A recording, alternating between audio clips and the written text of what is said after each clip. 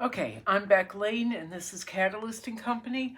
Catalyst and Company, where we're catalysts in each other's lives as well as our own, and we work at being the artist we've always wanted to be. I haven't painted in a while. I did get a little bit done the other day, but I've mainly been doing other things. I've had to do a bunch of other things, including spend the last 2 days primarily working or formulating a fight against an entity who asked me to do a project, dragged the ask out for a year, had me sign a contract that they had written up.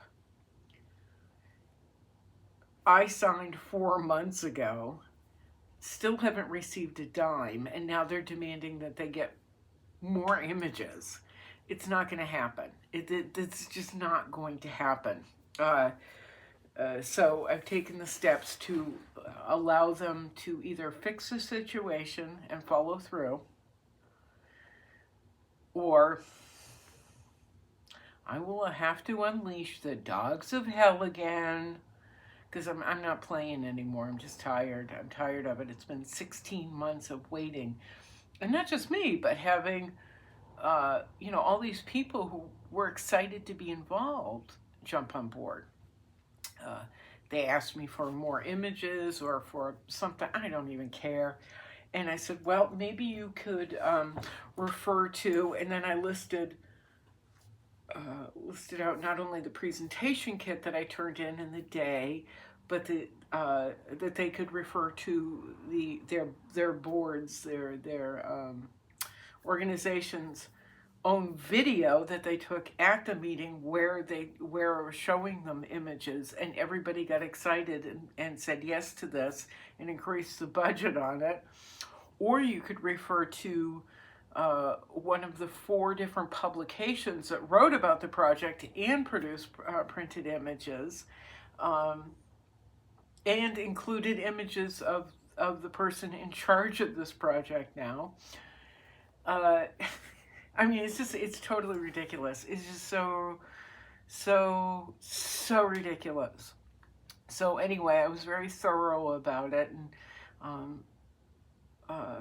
pointed out the absurdity of this, and then went ahead and said, and if you need further proof of my commitment, my character, and my abilities, you may please contact the following references.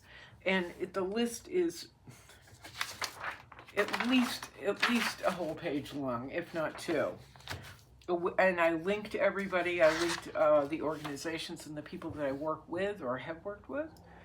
And it's reached a level of absurdity. So I also forwarded the email to people above their heads. There is a point where as artists or as human beings, you got nothing left to lose. So why keep being polite? I actually stopped being polite about this about a year ago.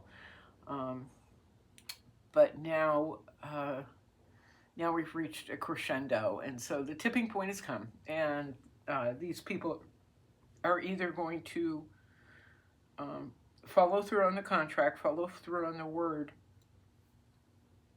and their promises and everything they've talked about publicly, or we're going to have to take another route, and it's not going to be fun, and I'm actually going to make more money going this other route than if they had just been like, yeah, we want this, we'll do it.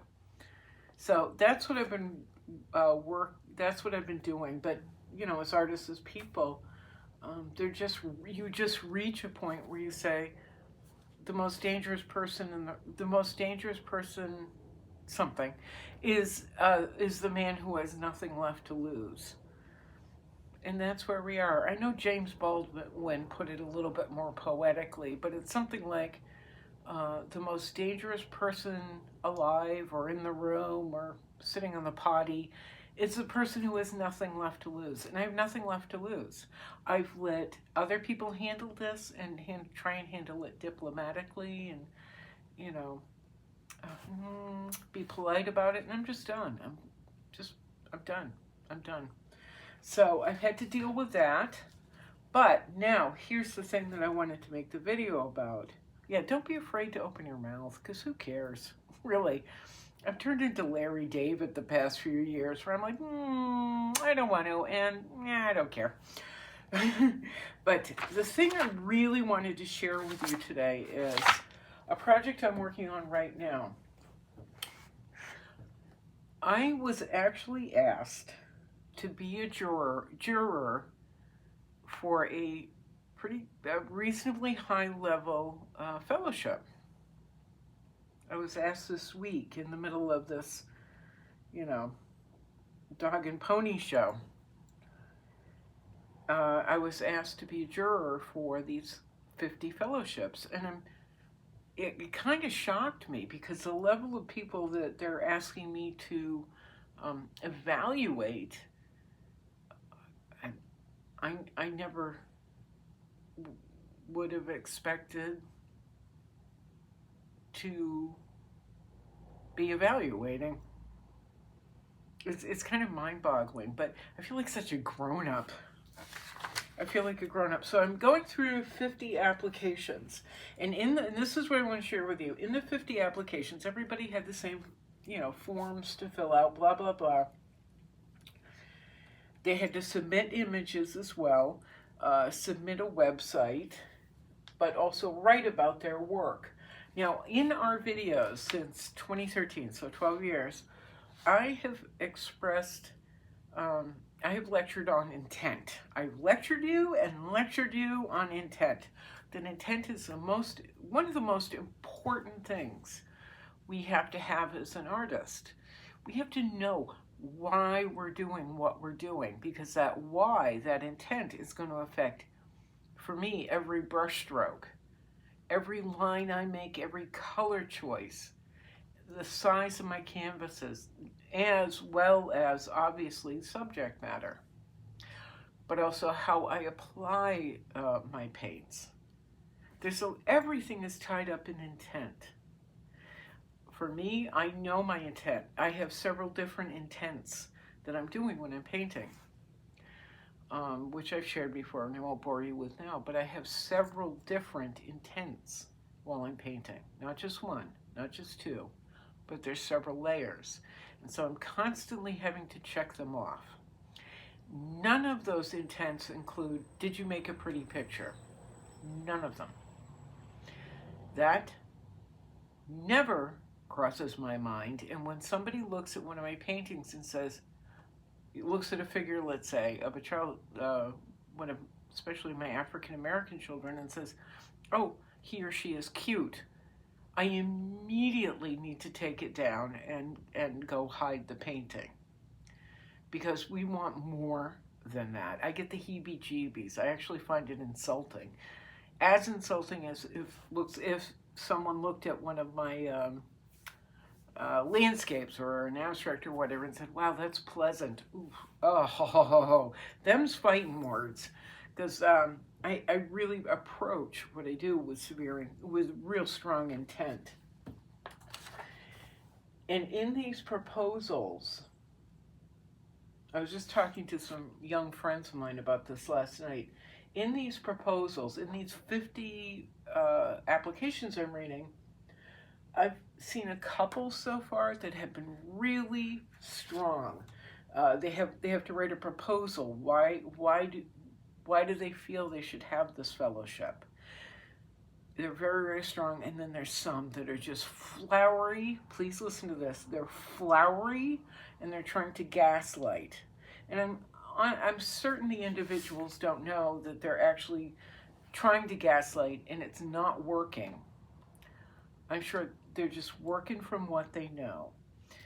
I read one where somebody talked about some ethereal artistic journey, and immediately I was like, amateur, absolute amateur. I tried to ignore the quality of the work and see their intent, but this person has dug their heels in right now on trying to redirect attention. So they've got work that's, let's say, it's okay. You know, we've seen it before. It's okay. It's fine. I can see as a juror that they can improve. They can make this more interesting, more compelling, this little thingamabob, this little clothes hanger, that the artist is capable of making this mean something. Then I go to the proposal. Then I read the artist statement, and it's something about connecting with the ethereal, and it just goes on. And I went, no. And she tried to use, or they tried to use, 6-syllable words to sound fancy, and none of it works. So I wanted to tell you what I told my young friends last night. Find your intent. Find your intent. And that may mean sitting down day after day after day and writing it out, or standing at your, like for me, my easel, not my easel, but my canvas, standing at whatever your project is and stating it out loud, being able to articulate it. Because eventually, if you want to get somewhere, you're going to have to be able to articulate it to a stranger. You're going to need to appeal to a stranger who wants to take you seriously. And if you're connecting with the stars and on some childish artistic journey, you're not going to connect. You're not going to, not at the level that we're talking about. At the level that may connect is with, you know, the local co-op show at the community center. That's where it's going to connect, but not at this level. Not when you're competing with award-winning artists or artists who are on a very clear trajectory. A very clear trajectory, meaning they've either started reaching those goals or they are just deeply driven to reach those goals, like me. Deeply driven. Cannot be stopped. So it's something I want people, I want you to think about as an artist or a writer, performer, whatever. When you're applying for fellowships, you have to have very clear intent. I've read a number of the proposals so far and the artist statements. I've gone to their website. There was one artist who had the same 6-7 images on their website that are in their application, so they can stay home and think about making more work for a little while. And that's part of the process, is being told no. No, but I'm sorry, you have to do more work first because you're not there. I've looked at other applications where people, they haven't quite found their way, let's put it that way. So we have to say no or give them a low score and let them work on it for a bit. There are many reasons to say no, and I'm looking at one right now where there's every reason to say yes, or to give them a very high score.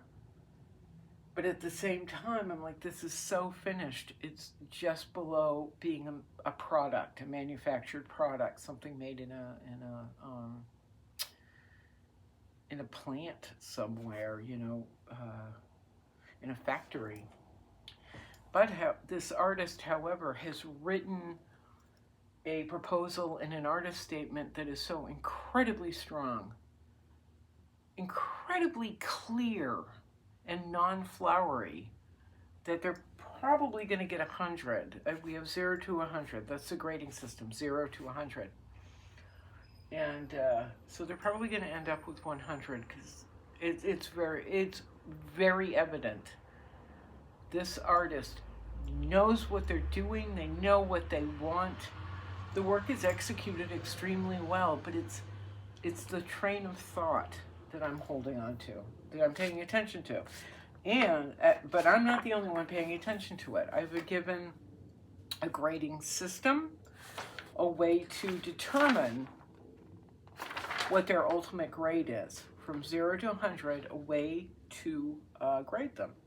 And this, I want to share this with you because this is something I've never seen before, never experienced before, and it's very easy. And this will help you too in the future when you're filling out applications to understand maybe what they're looking for.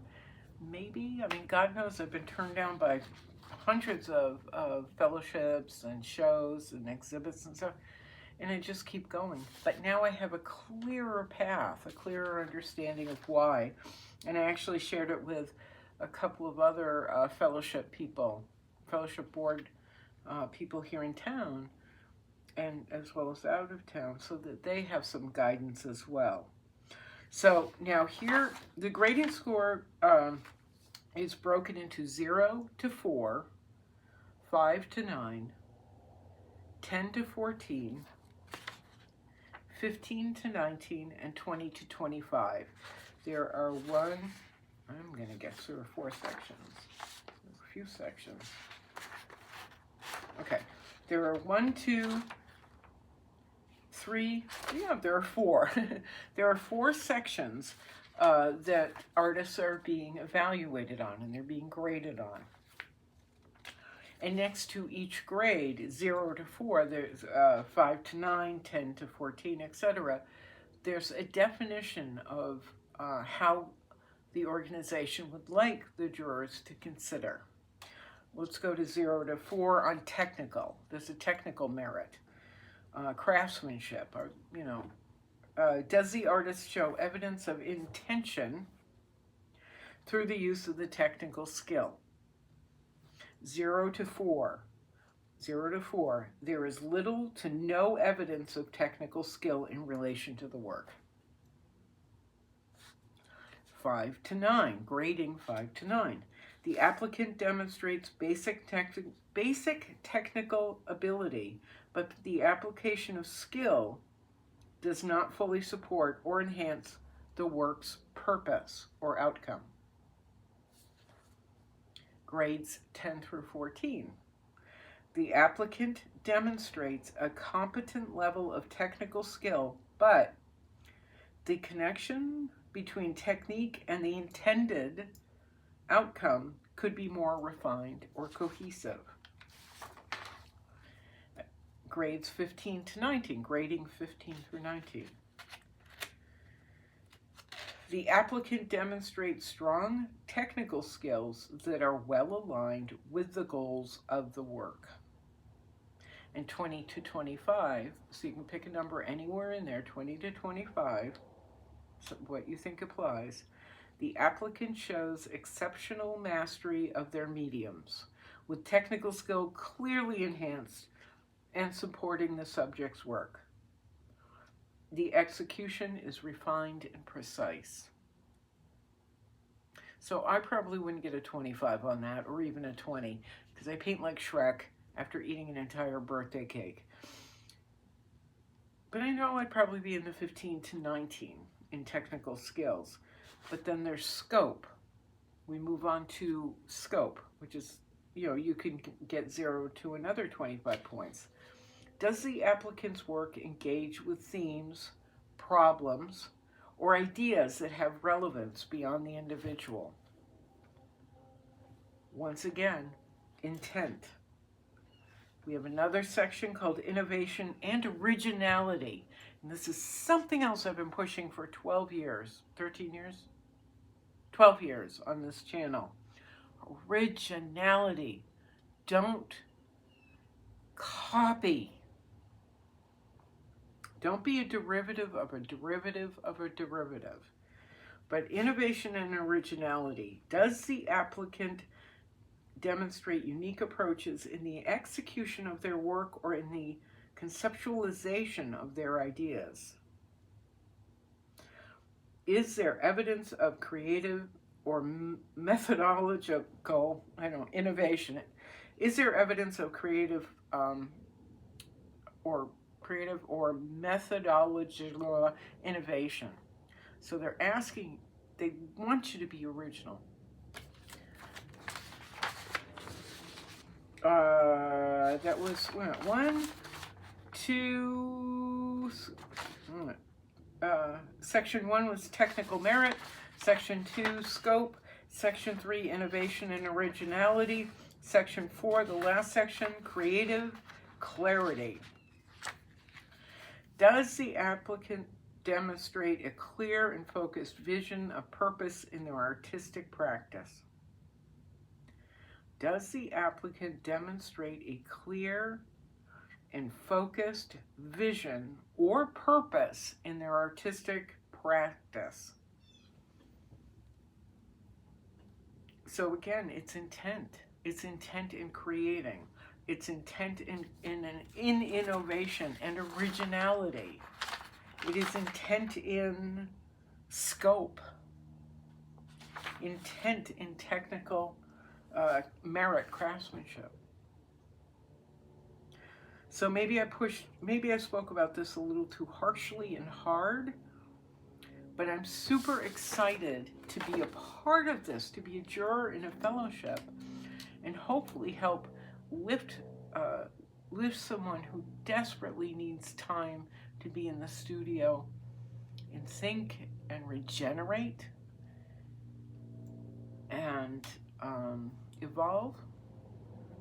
Hopefully I can help, I'll have a hand in someone who's wanted desperately to not have to work a job 9 to 5 and deal with children all day long or children at home and just have quiet time to think. I get to have a hand in that. But I also look forward to helping people who haven't quite found their way. What I'm doing in the application system is there's a place where you can keep notes, and everyone will have access to your notes. But I'm also keeping a notebook so I can write everything down. And then if I am asked, I can refer to my notes. But I have one here. I feel bad. She was technically brilliant. Technically okay. Let's put it that way. She was very good. And I wrote nice color choices, well executed, however, not very compelling, pleasant, which just, ugh. Again, with her, it was, or with this person, a step above manufactured craft. Does not command attention or thought, addresses nothing, has zero depth, zero originality. And I'm not telling you this so I get to pick on people. This is something I want you to think about. This is something we can actually share, some information that could have relevance and impact your approach to whatever it is you're doing. So I think I'm going to go back to this because I have 50 people. I've gotten her 3. Although I have reviewed a whole bunch, I haven't graded a lot. I have 50 applications to get through. I will probably address this again in another video, but it's kind of exciting that we have an inside view. We get an inside view into this, into how this fellowship process could work, depending on which organization you're submitting to. Anyway, I'm Beck Lane, and this is Catalyst and Company. I gotta go pee. Pee so bad. All right, ciao. Hey, Carrie, and hey, Carrie. The double Carries. And Julie, if you see this, honey, I'm thinking of you every day. All right? Ciao. Meow, meow, meow.